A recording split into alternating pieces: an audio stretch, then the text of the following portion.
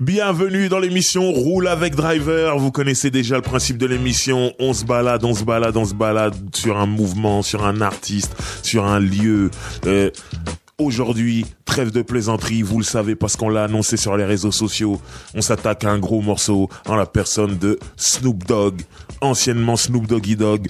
Vous saurez tout ce qu'il y a à savoir sur ce grand monsieur du rap et pas que.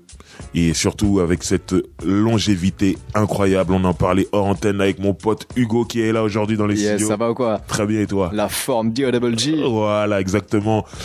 Il est là depuis toujours. En fait, son premier album sort en 1993, mais lui, il arrive via les projets de Dr. Dre en 1992. On est en 2018 et on a vu une photo circuler où il y a Lacrim et Snoop qui est en train de tourner un clip. Donc on sait qu'il y a une collaboration qui a été faite. Et voilà, c'est toujours quelqu'un qu'on invite avec beaucoup de joie. On est content de l'avoir à chaque fois. Donc tout ça, c'est pour dire que en 2018, le mec est toujours à la mode. C'est juste incroyable. Donc on va revenir un peu sur tout. Bien sûr, pour ceux qui suivent l'émission Roule avec Driver, et si jamais vous la suivez pas, sachez que vous la retrouvez en podcast sur Spotify et Deezer. On avait fait une spéciale Death Row qui avait eu droit à 2 parties parce que Death Row c'est quand même particulier, il y a plein d'histoires.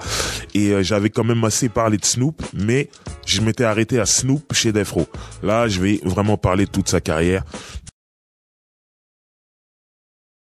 Et maintenant, on va rentrer dans le vif du sujet. Alors, comme je vous disais, j'ai déjà fait une émission spéciale Death Row qui est trouvable sur Spotify, Deezer. Donc, en ce qui concerne l'origine de Snoop, je vais y aller très vite parce que il y a tout à ce niveau-là dans l'émission spéciale Death Row. Donc, en gros, Snoop se retrouve à signer sur le label Death Row, qui est le label de Dr. Dre et Suge Knight. Faut bien le dire, Dr. Dre et Suge Knight à ce moment-là, parce que aujourd'hui, quand on dit Death Row, on pense qu'à Suge Knight. Faut savoir qu'à la base, il y avait Dr. Dre aussi. Et en gros, c'est un anniversaire de Dr. Dre. Dr. Dre, c'est un grand fêtard, faut le savoir. À cette époque-là, il fait des fêtes incroyables chez lui. Il a une villa, il invite des gens tout le temps. Il a une piscine, tout ça. C'est un mec qui fait la fête. Surtout qu'il a eu une période où il avait un bracelet électronique. Il a eu des problèmes avec la justice et au lieu d'aller en prison, il a dit par contre vous allez rester chez vous. Vous sortez pas de chez vous. Donc il disait ok, je vais amener la fête à moi. Donc il ramenait plein de meufs, des trucs et il faisait des grandes fêtes. Il était connu pour ça. Donc un jour c'est son anniversaire et il fait une grande fête et faut savoir que Warren G est son demi-frère et Warren G c'est le DJ d'un groupe qui s'appelle 213. C'est le groupe de Snoop, Nate Dogg au micro, Warren G au platine. Et donc en gros, Warren G demande à Dre s'il peut venir avec son groupe pour faire une performance à l'anniversaire. Et Dre lui dit ouais vas-y, y a pas de problème. Donc ce jour-là ils viennent, il rappe et Dre il est scotché sur Snoop. Et en gros clairement il dira à Warren G je veux Snoop. Ouais mais on a un groupe. Non moi je veux Snoop tout seul. Comme les Américains aiment l'argent et ont le sens du business, donc ils ont dit ok Snoop vas-y et puis si t'es une star demain tu nous ramènes tous, tu nous traînes tous. Donc c'est comme ça qu'ils se retrouvent chez Death Row. Donc à bosser sur l'album de Chronic, qui est le premier album solo de Dr. Dre, solo entre guillemets, parce que Snoop est présent sur quasiment tout l'album.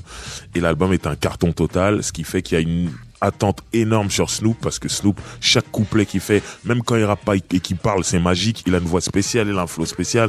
Donc voilà, il y a une grosse attente, une attente énorme sur Snoop. Donc je vous l'ai dit, je passe tout ça assez rapidement parce que c'est en détail sur la spéciale Death Row. Donc comme il y a cette grosse attente, il y a l'album Doggy Style qui sera le premier album de Snoop qui est en train de se faire. Il faut savoir que pendant que l'album est en train de se faire, Snoop, il a pas une vie de château. C'est pas comme aujourd'hui où tu peux être un jeune artiste, tu fais du buzz sur Internet, les maisons de disques veulent te signer, ils te sortent un contrat avec des millions de dollars et ta vie elle a changé, ton album il est même pas sorti, ta vie elle a déjà changé. Snoop c'est pas ça, quand il signe chez Death Row, on lui donne pas des millions de dollars, on lui donne un truc vite fait et tout. Donc ça fait qu'il vit encore un peu, même s'il est un petit peu sorti du ghetto, il est pas non plus, voilà, il est un peu intermédiaire entre les deux, entre le ghetto et la grande vie. Donc du coup, il est encore amené à croiser des membres de gang, lui-même étant un membre de gang, un gang qui s'appelle Rolling 20, qui est un gang Crips de Long Beach. Et ces mecs s'habillent en bleu. Et voilà, donc il est amené à toujours croiser autour de lui, il y a que des membres de gang, que des mecs du ghetto, et il se retrouve à s'embrouiller avec des gens, notamment un autre membre de gang qui qui décide de lui mettre la pression tout le temps, et sachant que Snoop c'est une star alors qu'il a pas sorti son album parce que l'album de Dre a cartonné et qu'il est dessus. Mais il est pas riche encore. En plus avec Suge Knight qui paye pas ses artistes, bon voilà, il est pas riche. Mais les gens dans la rue le voient comme une superstar, c'est une superstar. Et donc il y a toujours des mecs un peu jaloux qui viennent, qui veulent lui mettre la pression. Mais lui il a encore sa mentalité de gangbanger. Donc il y a un mec qui vient tout le temps lui casser les couilles, qui vient en bas de chez lui, qui met la pression et tout. Et Snoop se laisse pas faire. Sauf qu'un jour, ce mec, il vient avec un flingue. Et il commence à embrouiller Snoop en le braquant et tout ça. Bon, Snoop, il arrive à sortir de cette histoire, mais il se dit, mentalité de gangbanger, ce mec, un jour, il va me tuer. Donc, il faudrait peut-être qu'il soit mort avant. Donc, il arrive ce qu'il arrive. Un jour, dans un parc, Snoop se retrouve nez à nez avec ce mec-là. Ce mec meurt. Alors, il y a un procès qui est lancé. Il faut savoir que tout ce que je vous raconte là, ça a commencé les embrouilles avant Doggy Style. Au moment où ils font l'album Doggy Style, ça a continué pendant. Et en fait, quand le mec meurt, Snoop, il est au top avec son album Doggy Style qui a tout cassé. C'est-à-dire, c'est la star du rap et il a un procès pour meurtre. C'est-à-dire, tout peut s'arrêter. Là, ce que je raconte, ça va avoir une influence sur toute sa carrière, donc sur toute cette émission. Tout peut s'arrêter à ce moment-là pour lui. Il peut prendre perpète. Donc, bien sûr, Death Row, et ceux qui ont vu tous les documentaires sur Death Row connaissent l'avocat de Death Row, Monsieur Kenner, Maître Kenner, avec une tête de mafieux, tout ça. Ils l'ont pas choisi au hasard. À ce moment-là, il faut savoir qu'il y a tout ce qui est eu, tous les trucs qu'il y a eu autour de Rodney King, autour de O.J. Simpson. C'est-à-dire, c'est quand même des procès avec des notions de race. À chaque fois où on met la race noire, oui, vous traitez pas les noirs de la même façon et tout ça. Donc, il y a un avocat qui est très fort là-dedans, c'est Monsieur Cochrane, Maître Cochrane, qui n'est plus là aujourd'hui, qu'il repose en paix. Celui qui a sorti O.J. Simpson d'un très très mauvais pas, qui aurait dû aller en prison apparemment pour meurtre et qui a réussi à le sortir de là. C'est lui qui a géré aussi Rodney King, il me semble. Et pour la petite histoire, l'un de ses associés était Monsieur Kardashian, le père de notre Kim qu'on connaît tous, qui n'est plus là aussi, qu'il repose en paix. Donc voilà. Il faut savoir que Cochrane s'occupe du cas avec Kenner de Snoop. Et au début, il plaide la légitime défense. En disant que le mec était armé, les gangbangers sont toujours armés. Donc, je pense que quand il est mort, on a trouvé un flingue sur lui, le mec. Il plaide la légitime défense. Mais même comme ça, ils sentent qu'ils peuvent aller en prison. Donc, en fait, ils disent que c'est le garde du corps qui a tiré sur ce membre de gang. Dans la rue, il y a des gens qui disent que c'est Snoop. La légitime défense n'a pas pu être, ils ont pas pu appuyer dessus parce que, en fait, le mec a été shooté dans le dos. Et à un moment, ça peut pas être la légitime défense si le mec prend une balle dans le dos. Et faut savoir que dans les gangs, c'est un espèce de geste de soumission. En fait, quand je te braque, t'as peur, tu pars en courant. Tu te retournes et je te shoote dans le dos. Ça veut dire que je t'ai pas seulement shooté, c'est que je t'ai fait peur. C'est un truc qui est très important dans les gangs. Et par exemple, dans le premier album de Dre, Chronique, il y a le morceau Ratatatat. Quand ils disent Ratatatat, c'est une rafale de balles. Et le refrain, c'est donc Ratatatat, tic-tac like that. Et il y a la voix de Snoop qui dit Never hesitate to put a nigga on his back. Ne jamais hésiter de tirer dans le dos d'un Renoir. Et ça, c'est parce que c'est un signe. Vraiment, c'est à gagner. Cette phrase, il l'a redit dans le tube Who Am I, What's My Name. Pareil. Et surtout, pour ceux qui ont vu le film Boys in the Hood, je suis obligé de spoiler, c'est pour ceux qui l'ont pas vu, mais à la fin, quand Ricky meurt, c'est mythique. Moi, j'étais jeune quand j'ai vu ce film et tout. Et je vois juste un mec qui meurt, en fait, en courant, en essayant. Mais en fait, c'est exactement ça qui est montré. On voit une scène d'un mec qui voit un flingue, il se retourne, il court et on le shoot dans le dos. Donc c'est pas de la légitime défense. Donc finalement, ils ont mis ça sur garde du corps de Snoop. Mais ils s'en sont sortis pour des histoires de légitime défense. Et faut savoir que Snoop, pendant toute cette période où il était en procès, où il sentait que sa carrière allait s'arrêter dès le premier album, il priait énormément, il disait que ouais, si jamais je m'en sors pas, tout est dans les mains de Dieu, et si jamais je m'en sors, je ferai un album de gospel parce que voilà, j'ai besoin de me rapprocher de Dieu, j'ai besoin de remercier Dieu de m'avoir sorti de ce pas. Bon, je vous cache pas que moi j'étais tout jeune, je me disais mais Snoop il peut pas faire un album de gospel, je voulais qu'il revienne comme Doggy Style sur le deuxième album. Donc ça m'énervait de lire ça, mais en vérité il était juste effrayé que tout s'arrête, il est tout jeune, il est au début de sa carrière, c'est une star énorme.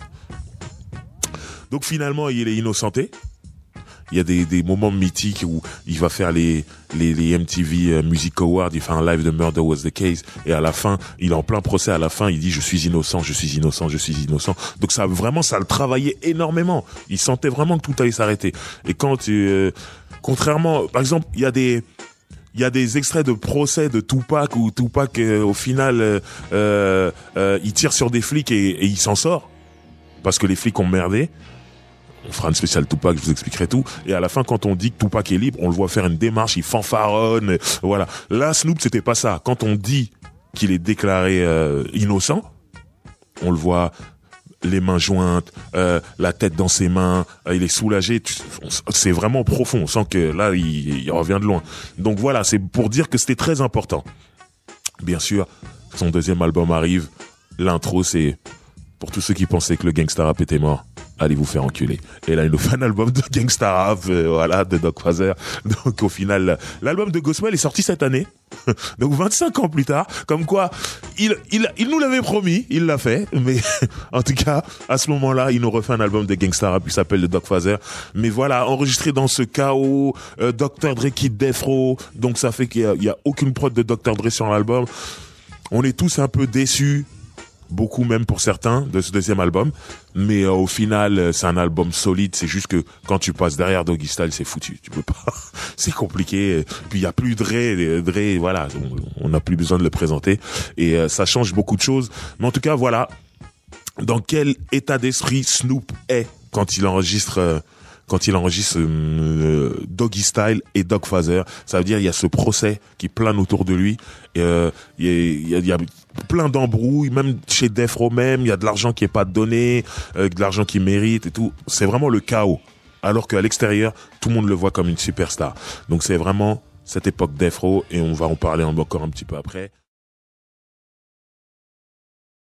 Alors Snoop, comme je disais, il est chez Death Row, ça se passe pas super bien. Suge Knight ne paye pas ses artistes, il leur donne que du matériel.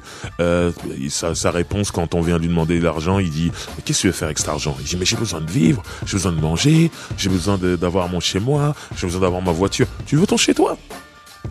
Il passe un coup de fil, voilà, cette adresse, tu vas là-bas, voilà les clés, cette maison, elle est à toi. Tu veux une voiture? Vas-y, prends cette voiture-là, elle est à toi. Il y a toujours des belles voitures, machin. Donc que du matériel et ça les calmait, un peu d'argent, et on appellerait ça de l'argent de poche par rapport à ce qu'il aurait dû toucher. Donc Snoop est une star énorme à ce moment-là, mais il n'est pas riche. Ces histoires avec le procès là, le meurtre qu'il y a eu, ça crée quand même une stupeur autour de lui à Hollywood. Hollywood voulait qu'il fasse du cinéma en fait. C'est très à la mode, Ice Cube, Ice-T, à ce moment-là ils en font beaucoup. Tupac, mais Snoop, les gens ont peur de lui. Déjà c'est un membre de gang et puis il y a cette histoire de meurtre. Donc finalement on lui propose pas de rôle du tout. Donc il a vraiment du mal à gagner sa vie à ce moment-là. Pourtant, dehors, je le répète, c'est une superstar. Donc, ce qui se passe, pour aller un peu plus vite, c'est que il y a énormément de problèmes chez Death Row. Il y a l'épisode Tupac. Il y a Tupac qui signe chez Death Row. La vie de chez Death Row va à 100 à l'heure à partir du moment où Tupac rentre. Et bien sûr, comme tout le monde le sait, Tupac meurt. À ce moment-là, ça change tout Death Row. Et il y a vraiment un autre état d'esprit. Et finalement, Snoop, son état d'esprit à ce moment-là, ça le rappelle quand lui il était en procès pour meurtre. Et il se disait qu'il veut pas revivre ça. Et il voyait le truc partir en guerre East Coast, West Coast. Tupac était mort, Biggie était vivant. 6 mois plus tard, Biggie meurt. Il se disait, je suis peut-être le prochain là-dedans. Suge Knight va en prison. Parce que le jour du meurtre de Tupac, il fait partie de la bagarre qu'on voit là dans le casino. Et il était en sursis. Donc bien sûr, on le sait, quand en sursis, tu mets juste une gifle à quelqu'un, aux États-Unis, ils rigolent pas. On a vu Meek Mill, il a fait une roue en moto, il se retrouve en prison direct. Donc Suge Knight retourne en prison parce que pour cette bagarre. Donc du coup, c'est le patron de Death Row. Le patron de Death Row n'est plus là. Je le répète, Dr. Dre, il est parti depuis longtemps. Donc c'est d'autres gens qui dirigent Death Row à ce moment-là. Snoop, il se dit non, bon, là, ça devient n'importe quoi. Moi, je me barre. Il faut que je trouve un moyen de rebondir. À ce moment-là, à la Nouvelle-Orléans, il y a un mec qui s'appelle Master P, qui a un label qui s'appelle No Limit, qui cartonne tout au niveau de l'indépendance. Et il vend autant que des gens qui sont en major, voire plus. C'est vraiment un super-héros du ghetto. Et il est arrivé très très haut et il gagne énormément d'argent. Et surtout, c'est un mec dans sa carrière qui à un moment a fait un tour sur la West Coast et qui a appris le système de l'indépendance sur la baie ou à Richmond, tout ça. Et donc, il est fan de West Coast. Il adore la gangster shit. Et Snoop, c'est le héros de tout ça à ce moment-là. Donc lui, il a l'argent. Et il dit, moi, je veux signer Snoop chez No Limit. Donc, il approche Snoop. Il lui dit, moi, je veux te signer chez No Limit. Et Snoop, il donnerait tout pour quitter Death Row à ce moment-là. Donc, il dit, ouais, moi, je veux bien. Mais faut voir avec Suge Knight parce que j'ai un contrat avec lui et c'est pas simple. C'est pas le mec le plus coopératif. Master P, qui lui aussi est assez gangsta, il dit, arrange-moi un rendez-vous au parloir avec Suge Knight. Je vais aller le voir en prison et je vais régler cette histoire. Donc, il va voir Suge en prison, il tombe d'accord sur un deal, tout se passe très bien, et finalement, comme au football, Snoop est transféré de chez Death Row à chez No Limit. D'un commun accord, bien sûr, Suge Knight a gagné de l'argent pour ça, donc tout va bien. Sauf que Suge Knight, de la prison, commence à insulter Snoop. Et ça, c'est pas compréhensible en fait. Parce que dans ces cas-là, tu le gardes. Il disait c'est un traître. Mais comment tu peux être un traître alors que toi-même t'as accepté de revendre le contrat et de céder l'artiste à No Limit. Donc il commence à attaquer Snoop. Et Snoop a peur.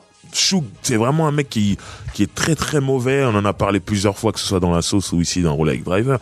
C'est quelqu'un qui est très très mauvais. C'est vraiment un mec de rue. C'est vraiment un gangster. C'est un blood, Pyro. Et les gens ont vraiment peur de lui dans l'industrie. Il n'hésite pas à faire des trucs très humiliants, faire boire de l'urine à des gens, déshabiller des gens et les laisser sur un balcon d'un hôtel à New York alors qu'il fait -10. Vas-y, tu vas passer la nuit là. Ces trucs. Voilà, il est vraiment dans l'humiliation. Les gens ont vraiment peur de lui. Quand il arrive dans un bureau, il dit tes artistes sont à moi maintenant. Il arrive, il dépose un calibre sur la table, tu signes les papiers, tout ça. Il a vraiment fait ça à beaucoup de gens. Donc, quand Suge Knight commence à mal parler de Snoop, Snoop a du mal à se défendre. Il ose pas trop, il comprend pas. Sauf qu'au bout d'un moment, il a plus le choix.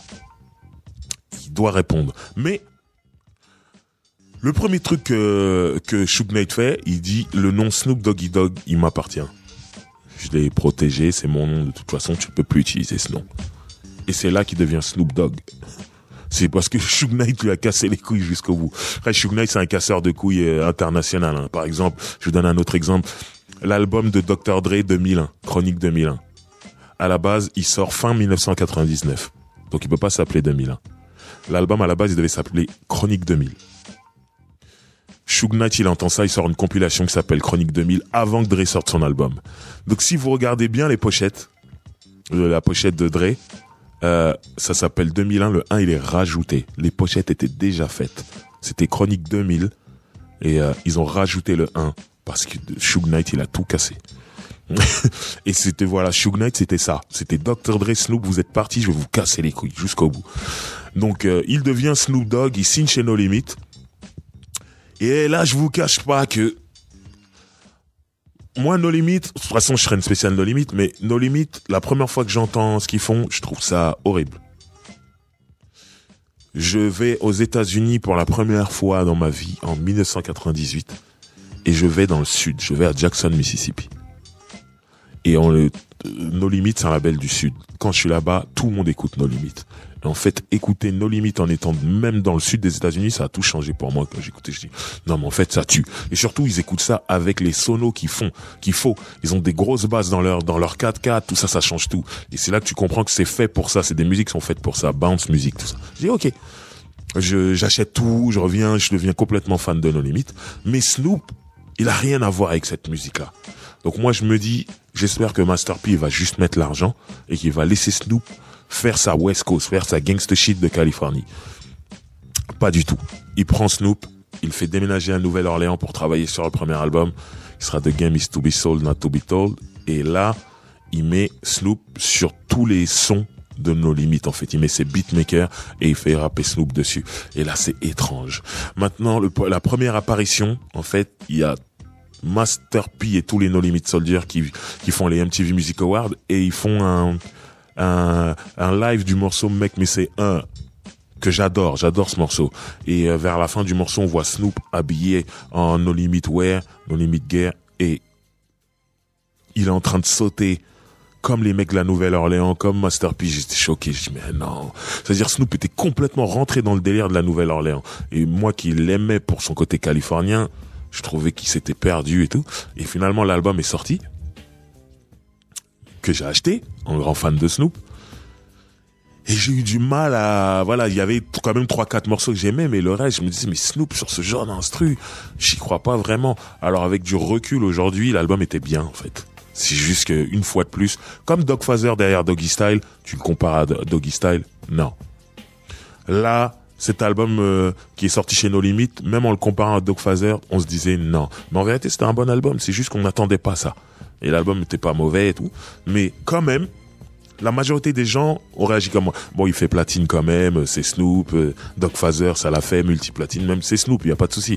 Mais quand même, les gens parlaient dehors et ils disaient, Snoop sur du No Limit, c'est bizarre et tout, voilà.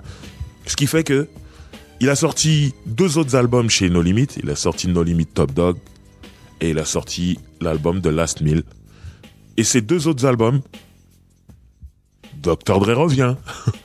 Il y a des prods Mitch Wales et un mec, un Californien qui bosse, tout ça. Il ramène le son de la West Coast et on sent que finalement ça arrive à ses oreilles. On lui a dit non mais refais ta gangsta shit habituelle et tout ça. Et c'est revenu. Et les albums étaient meilleurs, notamment The Last Meal que je trouve magnifique. Et en ce qui concerne No Limit Top Dog, il y a des gros morceaux. De toute façon, on va écouter. Mais voilà, il fait 3 albums chez No Limit. Et le truc qu'il faut retenir de son passage, à part la musique, c'est que il disait merci à Master P. Par exemple, quand il fait son dernier album chez No Limit, il appelle The Last Meal, le dernier repas. Et quand on lui demande pourquoi tu l'appelles comme ça, il dit parce que ce sera la dernière fois que des gens mangeront sur moi. Et tout le monde s'est dit, il parle de Master P, il est en guerre contre Master P. Il dit non. Master P, je le remercie, il m'a sauvé la vie. Il dit la première fois que j'ai une maison à mon nom, c'est sous No Limit. Il dit chez Death Row, j'avais pas ça. Il dit mes voitures, tout m'appartenait pour la première fois. Et il dit voilà, donc, et ça c'est grâce à Master P, merci. Mais maintenant, j'ai rempli mon contrat, j'ai fait mes 3 albums chez No Limit. Maintenant, je vais devenir mon propre patron. C'est pour ça que c'est le Last Meal, tout ça. Donc, c'est ça qu'il faut retenir sur tout ce passage, c'est que enfin, il commence à gagner de l'argent. Il commence à avoir une vie qui est à la hauteur de son statut. Et c'est dingue que ça arrive au 3e, 4e et 5e album. Alors que son premier album a cartonné tout de suite et c'est son classique. C'est dingue que ça arrive aussi tard dans sa carrière. Mais bon, Snoop, c'est un mec qui repense toujours à ce procès pour meurtre et qui se dit que tout aurait pu s'arrêter dès le premier album. Donc, tout doucement, il voit la vie d'une autre façon. Il va mieux, il est chez No Limit et surtout, il commence à se dire, bon, Suge Knight, il sort de prison. Il m'attaque. Je vais répondre maintenant. Donc il commence à s'entourer d'énormément de creeps. Faut savoir qu'au début, il le clamait peu, parce qu'il était chez Death Row, il y avait des Bloods, des creeps, tout ça. Et là, tout d'un coup, il va commencer à le clamer de plus en plus, et surtout à se créer une équipe pour sa protection et pour pouvoir faire la guerre à Suge Knight. Mais ça, on va en parler après. Donc, comme je le disais juste avant, après No Limit, faut savoir que la guerre, elle est ouverte, il va répondre à Suge Knight. Et surtout, il revient clairement à Los Angeles, il revient clairement au son de la Californie, la G-Funk, et surtout, il ouvre enfin son label. Quand je dis enfin, c'est parce que lorsqu'il était chez Death Row, on lui avait dit, monte ton label, le label s'appelait Doggy Style, il était sous Death Row, Doggy Style Records, et il aurait dû produire des gens... beaucoup de gens de Long Beach, il y avait même Bow Wow, Lil Bow Wow qui était prévu à l'époque. Et finalement, avec toutes les embrouilles avec Suge Knight, il a pas pu le faire. Donc là, du coup, il revient, mais il avait peur que le nom soit encore déposé par Suge Knight. Donc, il a changé de Doggy Style, c'est devenu Dog House.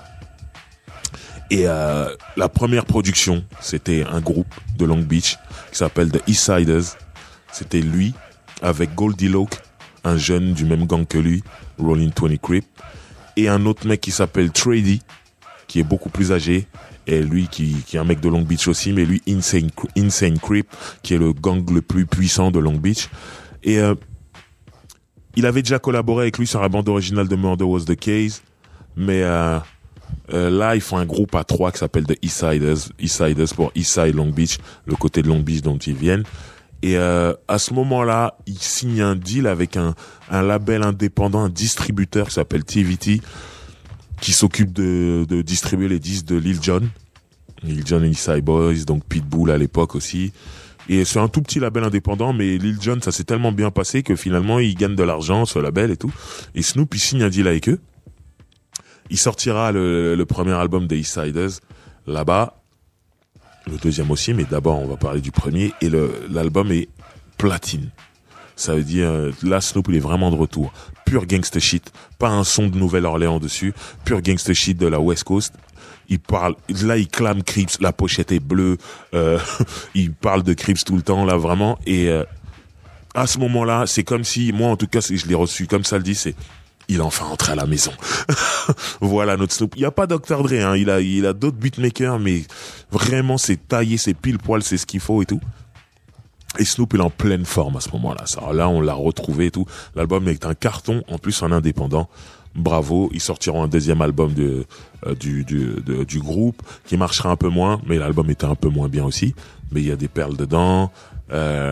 Notamment, il y avait un morceau avec Mobb Deep, sachant que à l'époque, Dogg Pound avec Snoop au refrain avait fait un morceau New York où ils insultaient New York. Mobb Deep avait répondu avec Capone et Noreaga sur LA. Donc c'était la guerre un peu, et là c'était la paix en fait sur les Eastsiders. Il y avait un morceau donc Snoop avec Mobb Deep. C'était sur le deuxième album de Eastsiders. Mais voilà, ça vraiment Eastsiders, c'était le retour à la maison, le retour vraiment chez les Crips, et c'était une façon de dire je suis entouré, Suge, tu veux la guerre, je suis là. Faut savoir que Suge Knight, là on est à l'époque, il y a Internet, mais c'est pas les réseaux sociaux comme aujourd'hui. C'est vraiment les sites Internet. Chacun a son site Internet et les gens, ils vont sur ton site Internet, en fait. Et moi, je me baladais souvent sur le site de Death Row pour savoir c'était quoi les news et tout. Il faut savoir que quand je rigole parce que c'était n'importe quoi. Quand le site de Death Row, se mettait en page, c'est-à-dire Suge Knight, à ce moment-là, venait de sortir de prison. Il y avait marqué, le boss est de retour. Donc, Suge Knight. Et tu voyais des chiens qui passaient comme ça. Et d'un coup, t'entendais des coups de feu. Et tu voyais les chiens en train de tomber. Des chiens morts. Ça, c'était pour dire, on va tirer sur le chien. On va tirer sur Snoop. Comme vous savez que j'ai toujours des anecdotes, il faut savoir que Snoop, à l'époque, a enregistré un morceau avec Jamel Debbouze. Pour la bande originale d'Astérix. Alors, je sais plus lequel, là. Voilà, un Astérix où il y avait Jamel dedans. Donc... Mission Cléopâtre. C'est ça, exactement. Voilà. Ils ont enregistré un morceau ensemble qui a beaucoup tourné en France et tout.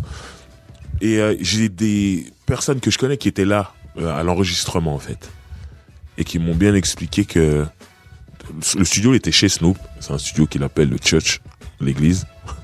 Et ils m'ont bien expliqué qu'il y avait des détecteurs de métaux. Tu rentres.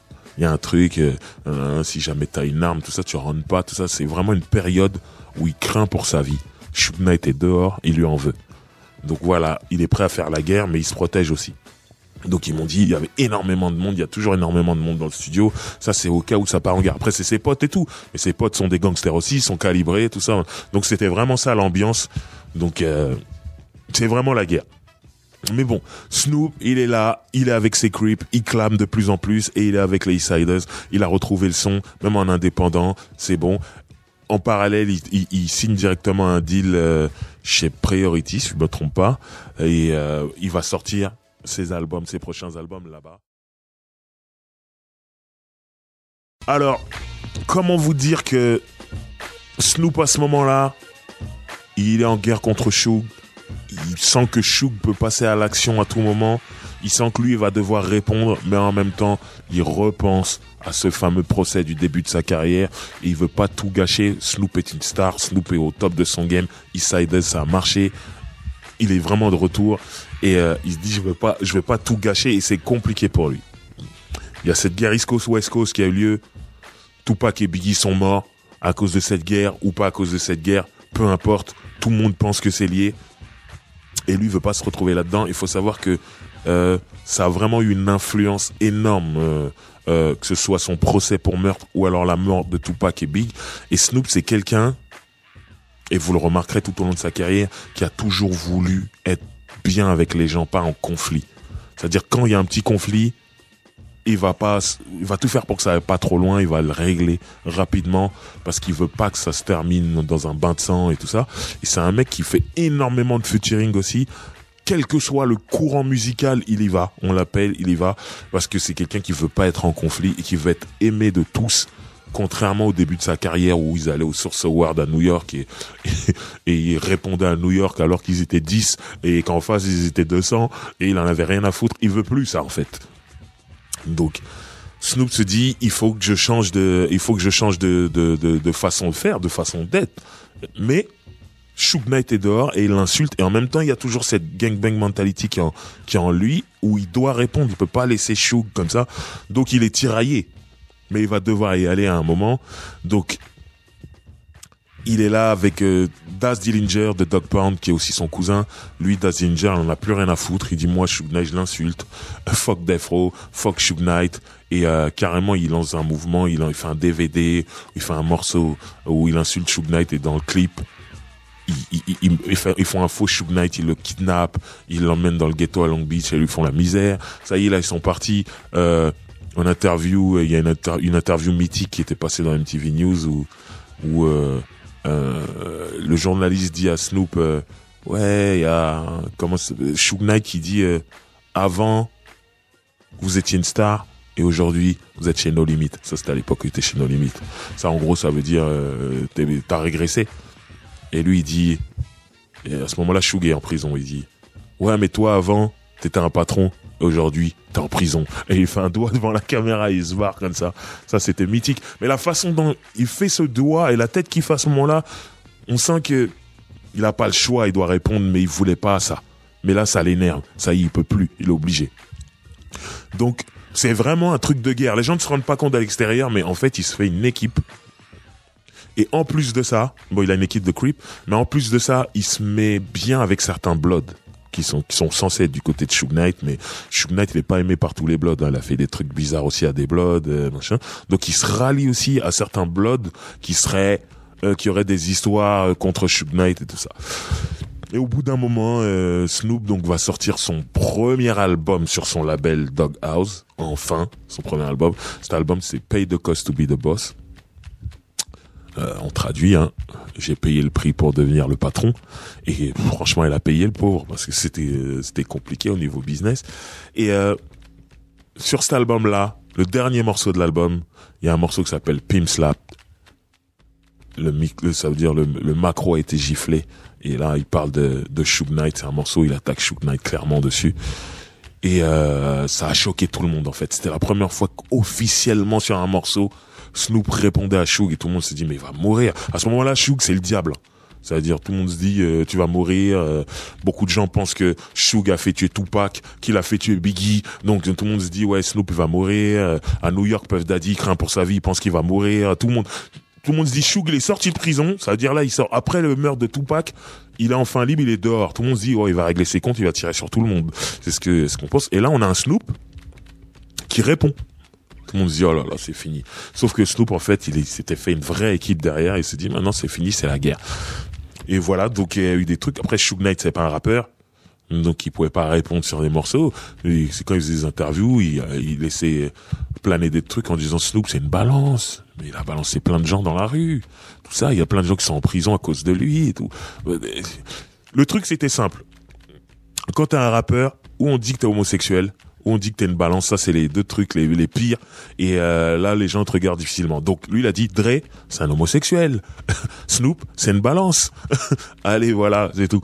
Après bon il y a des gens qui croyaient, d'autres qui voulaient pas croire, mais Dr Dre et Snoop étaient tellement au-dessus de ça au niveau de leur starification que finalement ça les a pas touchés plus que ça. Et surtout Snoop il disait qu'il prouve, il dit que je suis une balance, qu'il prouve. Mais voilà, donc il continuait. Donc sur le morceau Pimp Slap qu'on va écouter juste après, il dit que clairement Suge Knight est une pute.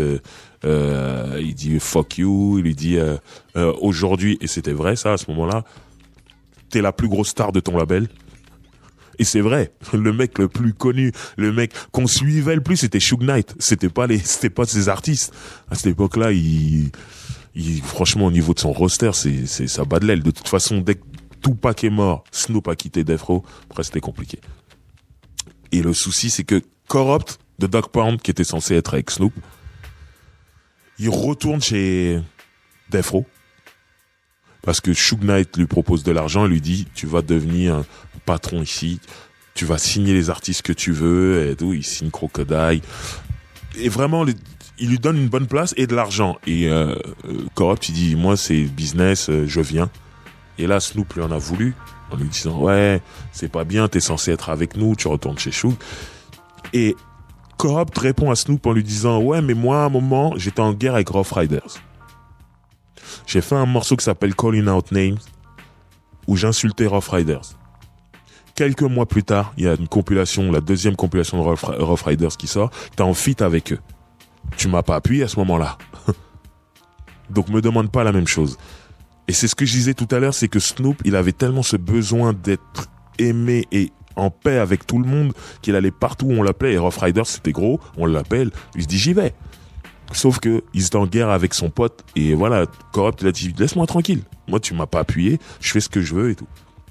À partir de ce moment-là, il y a une petite guerre entre Daz et Corrupt qui s'insultent aussi. Snoop dans Pimp Slap, il parle de Corrupt aussi en disant ouais à la base t'es mon petit, et tu vas là-bas, mais c'est pas grave, mais voilà.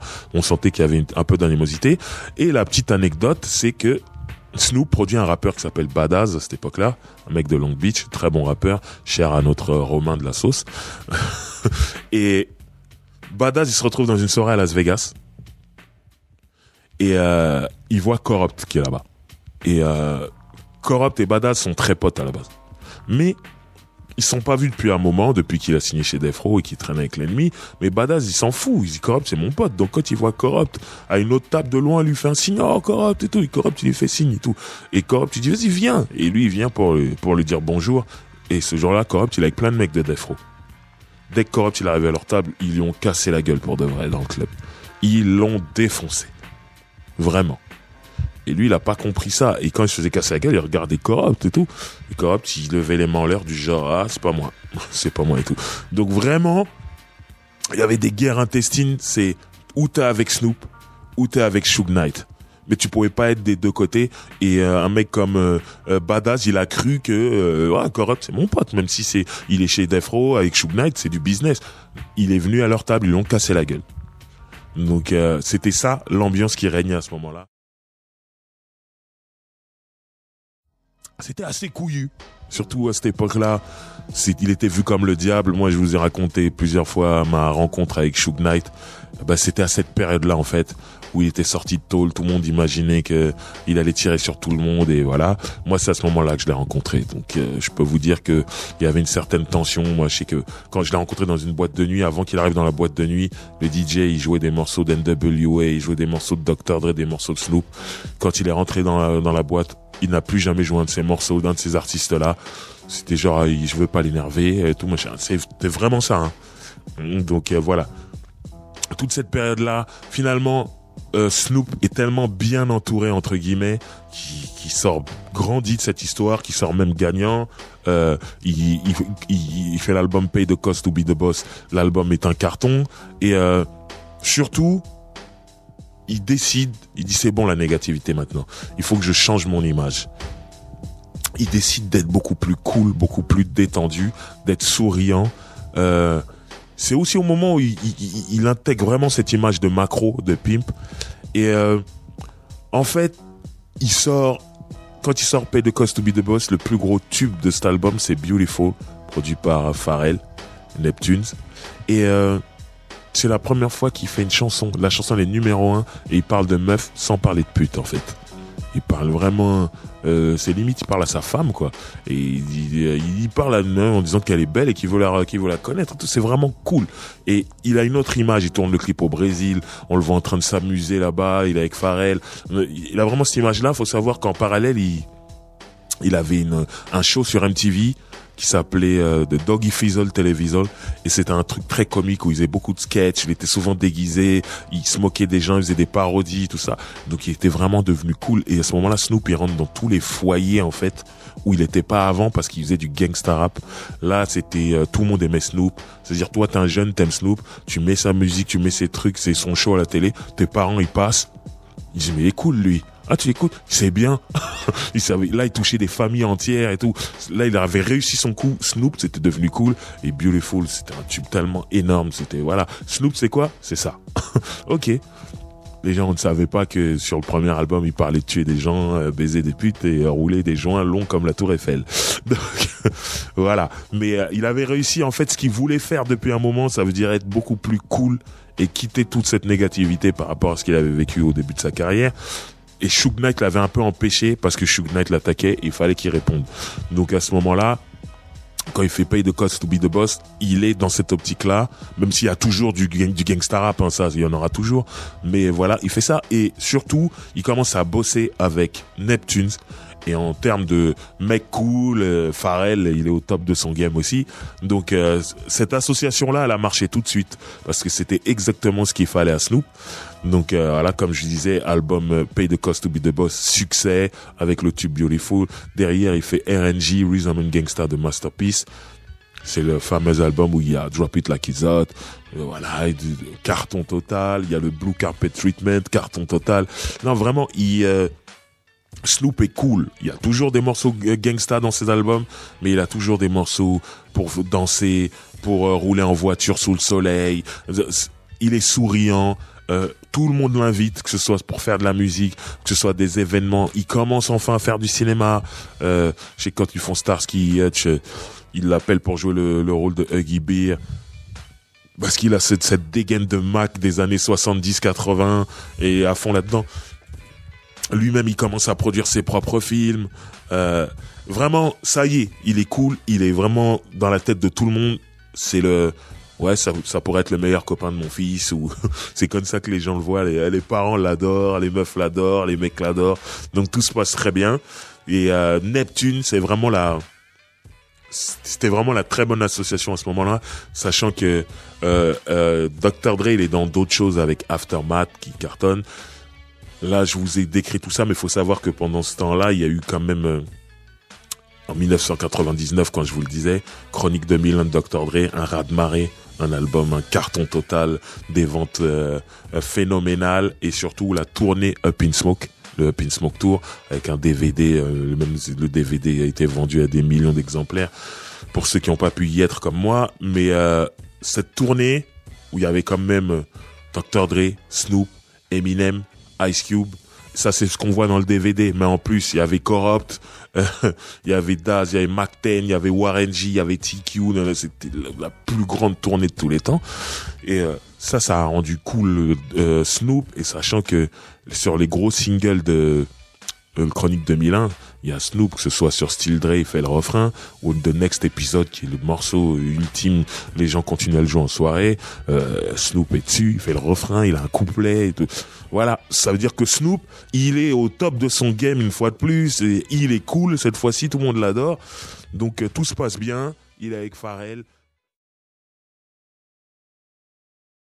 Maintenant, comme je disais, voilà, les Snoop, chaque album qui sort, c'est le succès.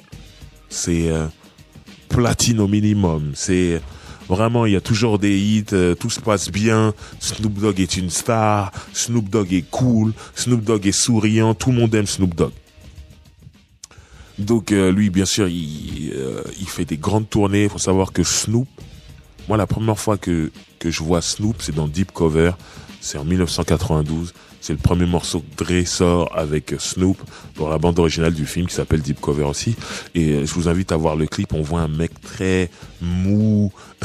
Il a une façon spéciale de se déplacer avec sa voix douce. Tout ça à une époque où en 92, le rap c'est nerveux. Le rap ça va vite.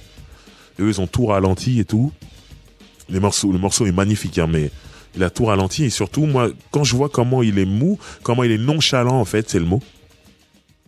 Je me dis, ce mec-là, sur scène, il doit être nul. C'est pas possible, il doit pas avoir l'énergie. Après, plus tard, il y a Warren G qui sort son album, qui est encore plus nonchalant. Je me dis, ce mec-là, il doit être nul sur scène. Et en fait, je me rends compte que c'est la scène de Long Beach. Ils ont ce rap très chantonné, ensoleillé, très laid back, très nonchalant. Et moi, je me dis, tous ces mecs-là, ils doivent être nuls sur scène. Bon, j'ai vu Warren G, effectivement, il est nul sur scène.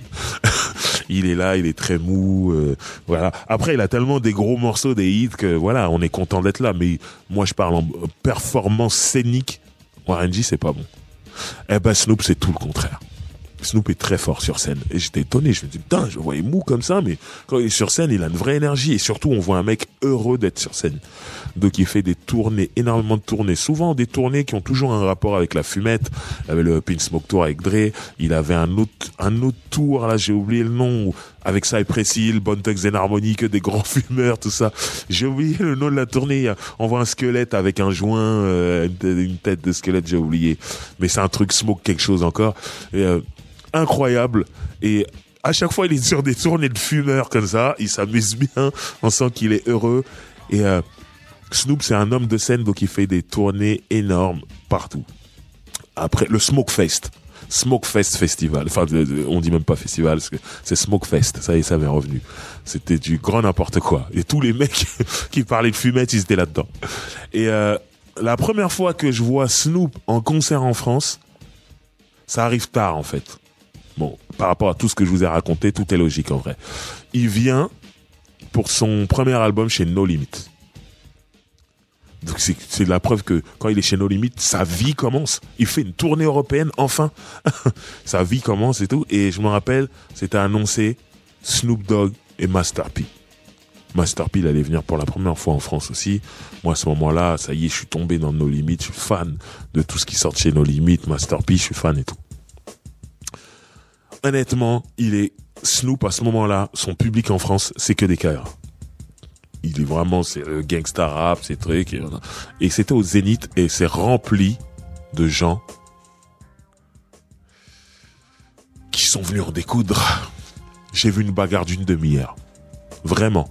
Des mecs dans la fosse se sont battus. C'est-à-dire, il y avait la première partie, il y avait C-Murder, le frère de Master P. Finalement, Master P n'était pas là. Mais il y avait des No Limit Soldier qui étaient là en première partie. Il me semble qu'il y avait Finn des Mac, mais en tout cas il y avait C-Murder, c'est sûr. Et une demi-heure de bagarre pendant le concert des No Limit Soldier. Les mecs ils s'arrêtent pas, les mecs de la sécurité débordés, une bagarre générale, au moins 30 contre 30. C'était n'importe quoi. Moi j'étais en gradin donc je voyais tout. Je me dis mais qu'est-ce que c'est que ça et tout. Les mecs ils s'arrêtaient pas. Comment se sont-ils arrêtés? Snoop Dogg arrive sur scène avec Badass. Il arrive avec une veste de militaire, il arrive avec un collant marron sur le visage comme les braqueurs de banque, et il arrive en faisant 2 doigts comme ça au public. Et là, tout le monde s'arrête, tout le monde crie, ah! Là, Snoop Dogg était rentré, c'est-à-dire les 60 mecs qui étaient en train de se battre, là, ils s'arrêtent tous. Ah! Ils crient, ils regardent Snoop. Malheureusement, ce qui se passait sur scène, c'était aussi KRH que ce qu'il y avait dans le public. Donc, Snoop était pas structuré, il était pas carré. Quand je vois ce qu'il est devenu sur scène, je me dis, il part de loin parce que là, tu sentais que c'était, je fais ma première tournée européenne, quoi. Il était là, il récitait, il rappait, tout. Donc, c'était électrique. Mais, quand même, moi, j'étais content d'avoir vu Snoop sur scène. C'était vraiment électrique, c'est le mot. Maintenant, voilà, c'était pas le plus grand concert, mais tu sens que voilà, Snoop avait besoin de plus de calme pour préparer ses concerts et tout ça, ce qu'il a fait par la suite. Et Snoop était revenu, il avait fait un double Bercy. Déjà là, ça avait tout changé là. C'était Snoop Beautiful, tout ça. Hein. C'est-à-dire là, il était remonté. En première partie, il y avait The Game, jeune rappeur qui venait de sortir son premier album chez Aftermath. Et ce qui était fou, c'est qu'au platine de The Game, il y avait DJ Quick, rappeur légendaire de la West Coast, qui était juste venu au platine pour Game. Ça, c'était n'importe quoi. Mais c'est ça qui était bien. Et là, Snoop, il nous a ramené dans son univers. Il avait fait le petit jardin qu'il y a dans les petits pavillons dans le ghetto à Los Angeles. Il avait recréé le jardin sur scène. Il y avait une série qui passait sur M6, un peu d'épouvante, mais gentille comme ça, passait sur M6, qui s'appelait Les Contes de la Crypte. Et lui, il avait rebaptisé donc le concert est marqué les contes de la Crip pour Crip le gang. Et voilà, il y avait vraiment une mise en scène et tout, c'était bien. En plus, il avait compris qu'est-ce qu'ils aiment ici à Paris, ils aiment le football. Il est venu avec le maillot de l'équipe de France. Le lendemain, il avait le maillot du PSG. Ils l'ont ramené un ballon, il a essayé de jongler. Il a essayé, hein, on a compris que c'était pas son sport. Mais voilà, il avait ce truc où ça, il comprenait ce que c'était la scène et là, c'était magique. Et voilà, tout ça pour dire que Snoop, c'est un mec de tournée, il est sur la route tout le temps. Et il y a ce magazine qui s'appelle Forbes, qui fait souvent des classements des artistes les mieux payés et tout ça.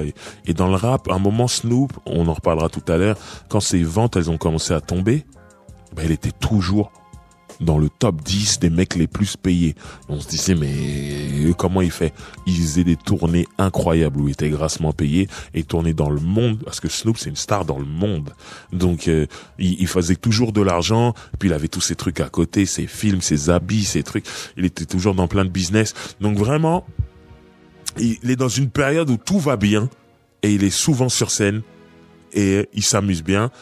Le seul point d'ombre, c'est que à un moment, Snoop, comme je l'ai dit, il fait des films, mais pas que traditionnels. Il a produit 2 films porno qui s'appellent Doggy Style. Faut savoir que Doggy Style, c'est le titre de son premier album, mais c'est surtout une pose sexuelle qui s'appelle la levrette en français. La pose du chien. Et donc voilà. Et donc du coup, il a appelé ces 2 films porno Doggy Style. On ne le voit pas. Il est pas dedans en train de faire. Hein, il est pas acteur porno, mais il a mêlé le sexe avec sa musique. Donc il y a des clips avec des acteurs actrices porno qui sont dans le clip et à un moment qui s'en vont, qui bifurquent pour faire leur scène porno. 2 grands succès. Donc tout va bien pour lui, sauf que il me semble que c'est je sais plus, c'est le premier ou le deuxième volume. À un moment, il décide de tourner une scène chez lui. Une scène du film chez lui. Et à un moment, sa femme, elle en avait marre. Elle disait, là, tu fais n'importe quoi. Donc, je suppose qu'il la trompait. Et en plus, il a carrément ramené un film porno à la maison, sachant qu'ils ont des enfants. À un moment, ça a commencé à mal tourner. Elle a demandé le divorce et tout ça. Et là, ça allait être compliqué pour lui, mais il a réussi à rattraper l'histoire. Et aujourd'hui, il est avec sa femme plus que jamais. Il s'est calmé sur beaucoup de choses. Je me rappelle même à l'époque, il avait dit, j'arrête de fumer, même si tu veux. Il a tenu un mois. Mais bon, je pense que sa femme l'a compris.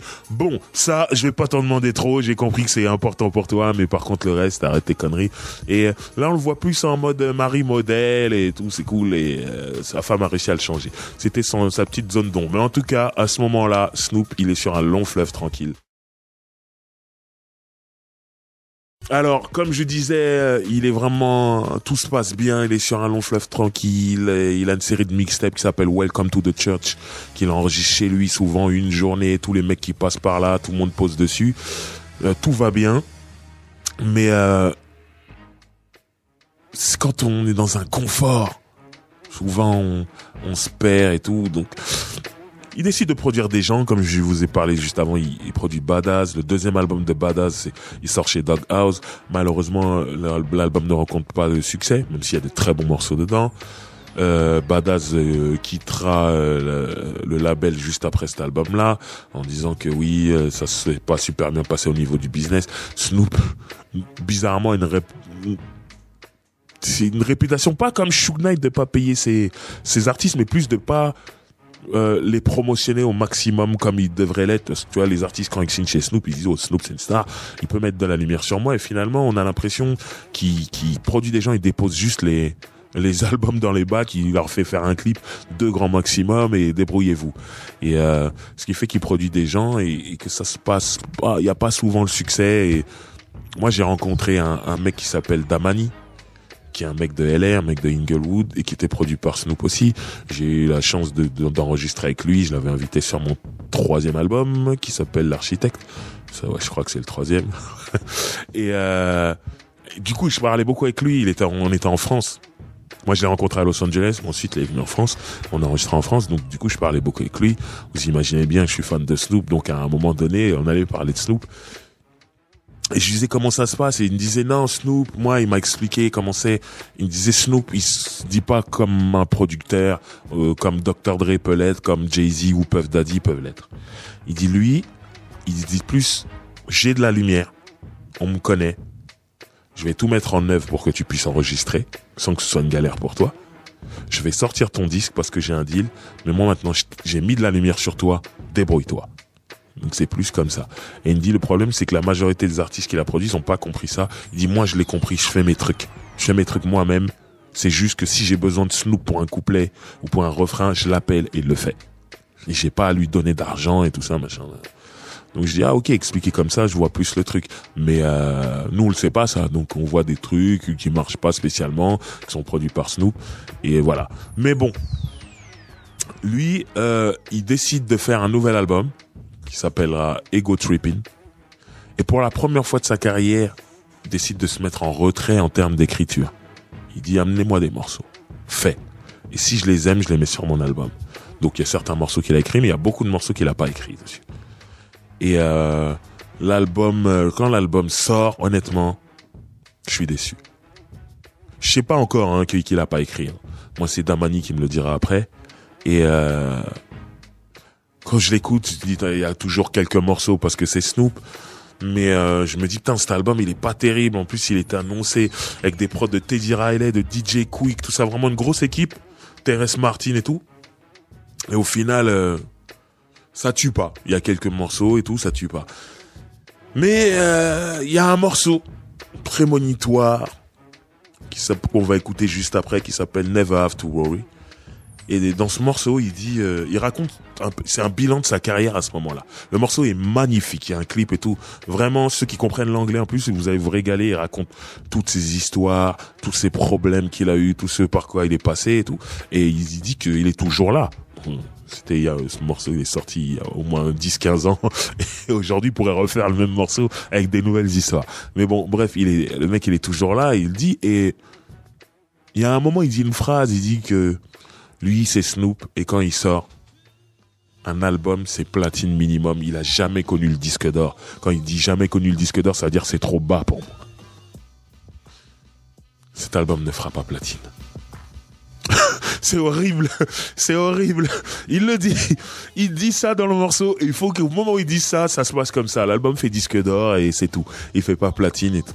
Après, personnellement, moi, je trouve que l'album était pas terrible, donc c'est normal qu'il fasse pas platine. Mais c'est le début de la descente au niveau des chiffres, en fait. Les albums de Snoop vont marcher de moins en moins. Après, heureusement qu'il est intelligent et qu'il sait faire de l'argent tout autour, et Snoop est toujours une star. En 2018, c'est toujours une star. Et rien que pour ça, il gagne de l'argent et fait énormément d'argent entre ses tournées et ses autres business. Mais voilà, là, quand cet album Ego Trippin' sort, ça commence à moins marcher. Snoop est toujours une star. Tout le monde l'aime. Il est toujours invité partout. Mais par contre, on se jette plus sur ses albums. Et honnêtement, les albums baissent en qualité aussi. Et moi, je me dis, s'il veut revenir et casser la baraque, faut qu'il fasse un album avec Dr. Dre. Alors plusieurs fois ça a été évoqué, annoncé, tout ça, et ils l'ont jamais refait. Ils ont jamais fait un album entièrement produit par Dre. Alors pourquoi, je ne sais pas, mais voilà, après ça dérange pas plus que ça Snoop. Snoop il fait sa vie et il gagne toujours de l'argent. Mais en tout cas, cet album Ego Trippin', ça a été le début d'un petit truc qui baisse. Je dis un petit truc parce que je vais vous expliquer après comment Snoop s'en sort, parce que Snoop s'en sort toujours. Donc, comme je vous disais, Ego Trippin', bon, c'est quand même disque d'or, c'est Snoop, il n'y a pas de souci, mais c'est plus les mêmes chiffres qu'avant. L'album, moi, je suis déçu de l'album. Et il va sortir plusieurs albums après, en essayant de toujours s'adapter à ce qui se faisait. On a une période où une période où Soulja Boy cartonne, c'est le rap ringtones rap, comme on dit, c'est le rap des sonneries de téléphone, c'est Internet, la maîtrise de YouTube, tout ça. Snoop, c'est un mec qui veut toujours se mettre à l'heure. Ah, c'est comme ça aujourd'hui, truc. Moi aussi, je veux être présent sur les réseaux sociaux. Moi aussi, je veux. Voilà, il fera même un morceau avec Soulja Boy. Et bref, il est tout le temps là où il faut être. Et ses albums marchent moins, mais sur chaque album qui sort, il y a un gros tube qui lui marche et termine platine à chaque fois. Et c'est là où on se dit, ce mec il meurt jamais. Ça veut dire, même quand les albums, et quand je dis les albums marchent pas, c'est pas genre des catastrophes, mais il a des albums qui feront pas disque d'or ou alors tout juste disque d'or, mais des singles platine. À chaque fois, il y a au moins un gros tube. Et c'est ce qu'on va écouter. Il y a certains morceaux que j'ai choisis de cette période-là, où il est censé, où il aurait dû mourir artistiquement, mourir au niveau des médias, et qu'il est resté. On va écouter le morceau Sexual Eruption. Ça, c'était dans Ego Trippin'. Ego Trippin', ça a fait disque d'or, là où il s'attendait à un platine, au minimum. Mais il y avait ce single qui était un carton total, où il chante, avec un clip super kitsch, et un carton, tout simplement. On va écouter le morceau I Wanna Rock, qui est une reprise d'un morceau de Rob Bass et Easy Rock, un morceau très très old school de rap américain. Et il faut savoir que il sort ce morceau à l'époque où le hi-fi cartonne sur la baie. Donc dans son clip, il décide de mettre des danseurs de hi-fi. Donc il est toujours dans le sens, dans le bon sens, toujours dans la tendance en fait. Et on va écouter le morceau Wet. C'est encore un autre genre de Sexual Eruption qui sortira dans un autre album où il chante. Et pour la petite histoire, il y a un remix. David Guetta entend cette chanson, il pète un câble, il dit je veux remixer cette chanson. Donc ils font un remix électro qui cartonne notamment en Europe. C'est la folie en Europe. En France, c'est numéro 1. Et je me rappelle donc Snoop qui vient au Zénith pour Doggy Style. Une sorte d'anniversaire de Doggy Style, ça veut dire il vient pour rapper tout l'album Doggy Style. Il vient avec les invités de l'époque, c'est-à-dire il y avait le Dog Pound, il y avait Lady of Rage, il y avait RBX, vraiment recréer cette ambiance de 1993. Et même ils ont fait un espèce de parc de Los Angeles. Il y avait la bâche avec la photo de l'album Doggy Style. Il est vraiment venu pour ça. Quelques morceaux de Chronique. Il a mis, parce que c'est la même période, Chronique c'est 92, Doggy Style 93, vraiment, il est venu que pour ça. Et à la fin du concert, un Zénith rempli. Des gens qui sont venus pour Doggy Style. En fait, c'est ce qu'on pensait. Il dit, bon, j'ai fini, je devrais partir. Mais on m'a dit que j'avais un morceau ici qui était le numéro 1. Et il y a des gens qui m'ont dit, le joue pas. T'es devant un public rap. Et le public rap va pas aimer que tu joues cette chanson. Il dit mais j'en ai rien à foutre, c'est numéro 1, alors je vais jouer cette chanson. Et c'était Wet, le remix de David Guetta. Et quand il a envoyé les premières notes, les gens ont hué. Après quand je dis les gens ont hué, bon, on va dire il y avait 7000 personnes dans le Zénith, il y a peut-être 50 personnes qui sont mises à huer, mais le reste le reste crié, donc ça a couvert les gens qui ont hué. Et finalement, moi, je regardais la salle et je me rendais compte que tout le monde était content qu'il soit sur l'électro, en train de faire David Guetta. Et c'était la folie, en fait. Et c'est Snoop. Il en a rien à foutre. Il va faire des trucs que d'autres ne pourraient pas faire. Lui, il le fait, mais au final, tu l'acceptes. On va dire, les 30 premières secondes, la 31e seconde, tout le monde était content. Et il était là en train de... C'est la fête, vraiment. Et c'est là où je dis Snoop. Vraiment légendaire, un royal, ce mec est un roi. Roule avec Driver, spécial Snoop Dogg. Comment vous dire, moi c'est un de mes artistes préférés. Hein. Après, c'est difficile de faire un top 5, à chaque fois ça change et tout, donc je vous ferai pas. Mais en tout cas, Snoop fera toujours partie de ce top 5, à moins qu'il y ait 5 nouveaux artistes qui arrivent demain et qui soient vraiment trop forts. Mais pour l'instant, moi Snoop il est toujours dedans. C'est vraiment un mec qui a eu une influence énorme. Et ce qui est dingue, c'est que il y a énormément de rappeurs qui ont sorti des disques dans les années 2000 avec beaucoup de succès et qui ont invité Snoop à chaque fois. Snoop est invité sur tous les albums majeurs des années 2000. En plus, c'est un mec qui refuse jamais, tu le payes, il est là, il fait son couplet. Mais on se rend compte que des artistes majeurs des années 2000, ils invitent Snoop parce que ils ont écouté Snoop plus jeune. Souvent, il y en a même qui disent j'ai commencé à rapper parce que j'ai entendu Snoop et tout ça. Et c'est fou, tout ce respect qu'il a comme ça, cette longévité. Jusqu'à maintenant, il est énormément respecté par les jeunes artistes. Et voilà, c'est un mec, comme on l'a dit en début d'émission, qui est arrivé quand même en 1992. On est en 2018, on l'appelle toujours Lacrim.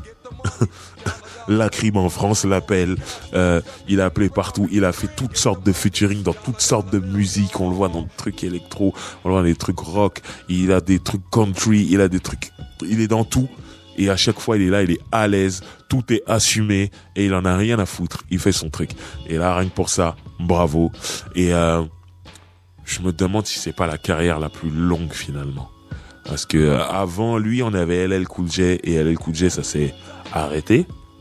Et Snoop continue. Lui est toujours là. Et ouais, c'est la carrière la plus longue. Même si c'est Dre qui l'emmène, Dre, il sort très peu de projets, donc on peut pas le mettre dans la même catégorie. Snoop, c'est un mec qui a énormément de projets, énormément. Même là, il continue à sortir des trucs. Il a un projet, là, un disque tout bleu, là, avec une rose, je sais plus, où il y a un morceau qui s'appelle Tout Tout Haut, qui est magnifique, un morceau où il reparle de gang à nouveau. Il a son album de gospel qui est sorti. Il a eu sa période Snoop Lion où il a fait un album de reggae.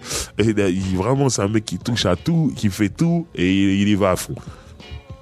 Donc voilà, c'est la longévité ultime. Snoop Dogg, toujours là en 2018. Et honnêtement, quand on repense à cette histoire de meurtre, à cette histoire de procès, on se dit que tout aurait pu s'arrêter dès le premier album, mais finalement, le mec, il a plus de 25 ans de carrière. C'est fort. Magnifique. Mais comment il a tenu ces 25 années? C'est parce qu'il a réfléchi sur lui-même et il a changé des choses. Son comportement, son entourage et sa vision. Et ça, c'est fort. Et lui, on remercie énormément sa femme. Il dit qu'elle y est pour beaucoup aussi. Et finalement, c'est quelqu'un de très équilibré. Là où il était très mal parti au niveau de l'équilibre, aujourd'hui c'est quelqu'un de très équilibré. Il a sa vie de famille, il a ses enfants, tout ça. Bon, il a sa weed qui est très important pour son équilibre. Et je le vois, il fait même du sport là. Il commence à faire un peu de muscu, et musclé. Mais j'ai vu une photo très étonnante de Wiz Khalifa. Si c'est pas un montage, c'est incroyable le corps qu'il a.